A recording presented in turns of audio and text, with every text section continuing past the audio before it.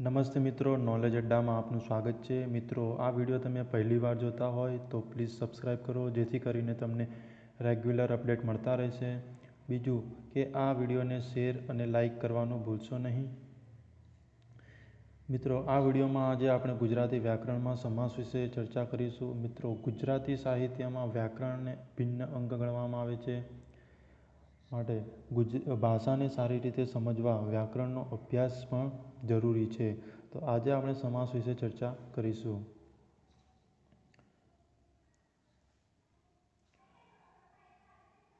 સમાસ સમજવા માટે કેટલીક પૂર્વ શરતો છે.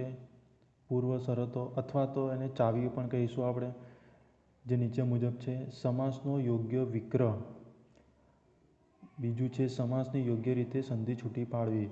મિત્રો, આ બે ચાવી છે જે આપણને સમાસ સમજવા માટે મદદ કરશે. સમાસ એટલે શું? આપણે લખાણને ટૂંકું અને સચોટ બનાવવા સમાસનો ઉપયોગ કરીએ છીએ. જ્યારે બે કે તેથી વધુ શબ્દો જોડાઈને એક આખો શબ્દ બને તેને આપણે સમાસ કહીએ છીએ. મિત્રો, સમાસના ટોટલ 8 પ્રકારો છે, જેમાં દ્વંદ્વ, તત્પુરુષ, મધ્યમપદ લોપી, કર્મધારય, ઉપપદ, બહુવ્રીહી, દ્વિગુ અને અવ્યયીભાવ સમાસ. આ બધા સમાસો આપણે આગળ ચર્ચા કરીશું. જેમાં પહેલો સમાસ છે દ્વંદ્વ સમાસ. દ્વંદ્વ એટલે જોડકું. બે કે તેથી વધુ પદો સમાન મોભો ધરાવતા હોય તેવા પદોના બનેલા સમાસને દ્વંદ્વ સમાસ કહે છે. એટલે કે મિત્રો, દ્વંદ્વ સમાસમાં જે શબ્દ હોય છે તે હંમેશા જોડકામાં હોય છે. બીજું કે આ શબ્દ બે કે તેથી વધારે પદોનો બનેલો હોય છે અને તે સરખો મોભો પણ ધરાવતા હોય છે. અને આ શબ્દોના વિગ્રહ અને કે અથવા જેવા સંયોજકો વડે કરવામાં આવે છે. ઉદાહરણ તરીકે જોઈએ તો માતા પિતા.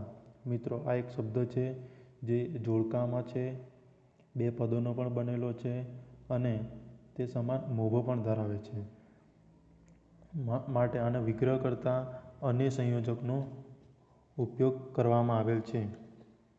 માતા પિતા, માતા અને પિતા, અને એ સંયોજક મૂકવામાં આવેલો છે.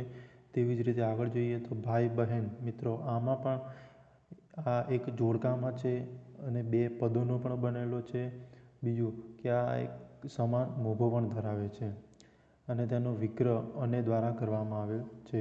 ભાઈ બહેન, ભાઈ અને બહેન. તડકો છાંયો, તડકો અને છાંયો. બે ચાર, બે કે ચાર.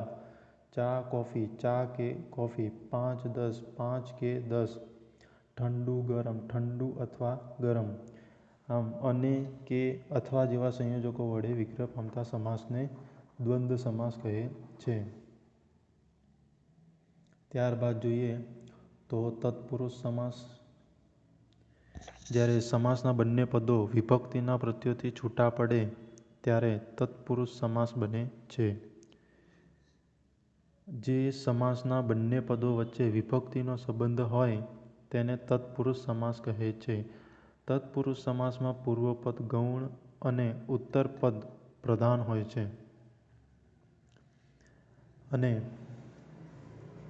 એ, ને, થી, માં, નો, ની, નું, ના જેવા વિભક્તિના પ્રત્યયો વડે સમાસનો વિગ્રહ કરવામાં આવે છે.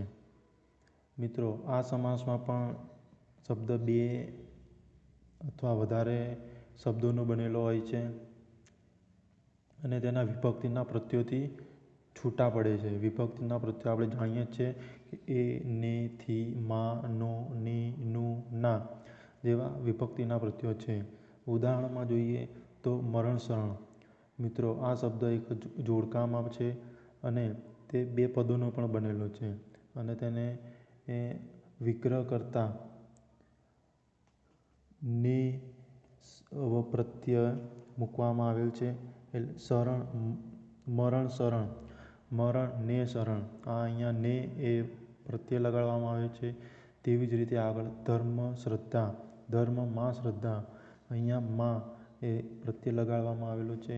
લોકસેવક, લોકોના સેવક. વાતાવરણ, વાતાનું આવરણ. સ્નેહ ભર્યા, સ્નેહથી ભર્યા. રાષ્ટ્રધ્વજ, રાષ્ટ્રનો ધ્વજ. દેશભક્તિ, દેશની ભક્તિ.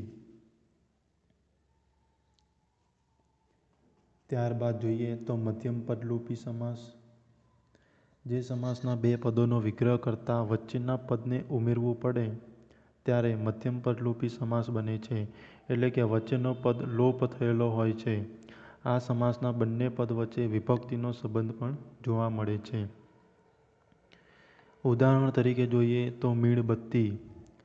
તો મીણબત્તીનો વિગ્રહ કરતાં તેમાં વચ્ચેનો પદ ઉમેરવું પડે છે.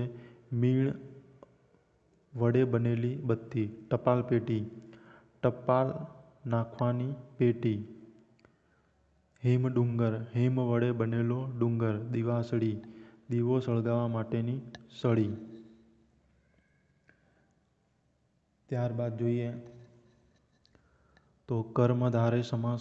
જે સમાસના બંને પદો વિશેષણ વિશેષ્ય સંબંધથી જોડાયેલા હોય તેને કર્મધારય સમાસ કહે છે.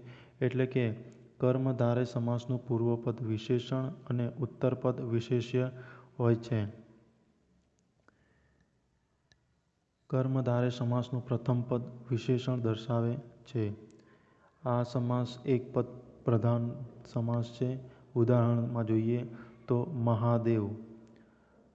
મહાન દેવ. હાસ્યબાણ. હાસ્યરૂપી બાણ. જગન્નાથ. જગતરૂપી સિંહ. જગન્નાથ. જગતરૂપી નાથ. નરસિંહ. નરરૂપી સિંહ. સજ્જન. સતરૂપી જન. વાયુ. વેગ. વાયુરૂપી વેગ. જીવનજળ. જીવનરૂપી જળ. મિત્રો, આ ચેનલને સબસ્ક્રાઈબ કરો, શેર કરો અને કમેન્ટ કરો. Thank you.